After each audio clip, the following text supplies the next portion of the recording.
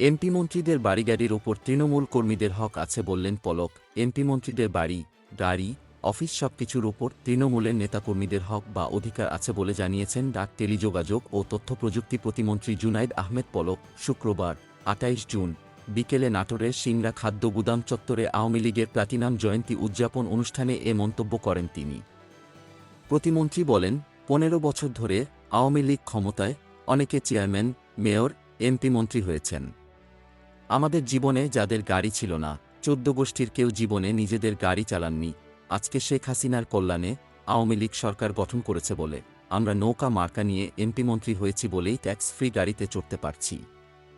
সেই গাড়ি, বাড়ি, অফিস সবকিছুর ওপরে আওয়ামী লীগের তৃণমূলের নেতাকর্মীদের হক আছে, অধিকার আছে।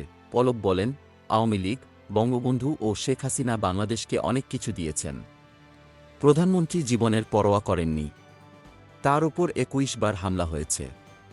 বঙ্গবন্ধু যে নীতি ও আদর্শ রেখে গিয়েছেন, সেটা আমাদের আওয়ামী লীগ কর্মীদের চলার পথে পাথে।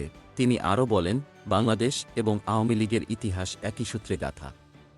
১৭৫৭ সালের ২৩ জুন পলাশীর প্রান্তরে যে স্বাধীনতার সূর্য অস্তমিত হয়েছিল, ১৯৪৯ সালের ২৩ জুন আওয়ামী লীগ প্রতিষ্ঠার মাধ্যমে এদেশে স্বাধীনতার সূর্য উদিত হয়। আওয়ামী লীগকে তিল তিল করে সংগঠিত করেছেন বঙ্গবন্ধু শেখ মুজিবুর রহমান। নেতার মৃত্যু আছে, আদর্শের মৃত্যু নেই। বঙ্গবন্ধুর আদর্শকে ধারণ করে এবং আত্মত্যাগের দৃষ্টান্তকে অনুসরণ করে আমরা দলকে সংগঠিত করতে চাই, দেশকে এগিয়ে নিয়ে যেতে চাই। অনুষ্ঠানে মরণোত্তর সম্মাননা হিসেবে ২৩১ জন আওয়ামী লীগ নেতাকর্মীর পরিবারের সদস্যদের হাতে ও প্রবীণ ৬৩ জন নেতার হাতে ক্রেস্ট তুলে দেওয়া হয়। সিংড়া উপজেলা আওয়ামী লীগের সভাপতি অ্যাড.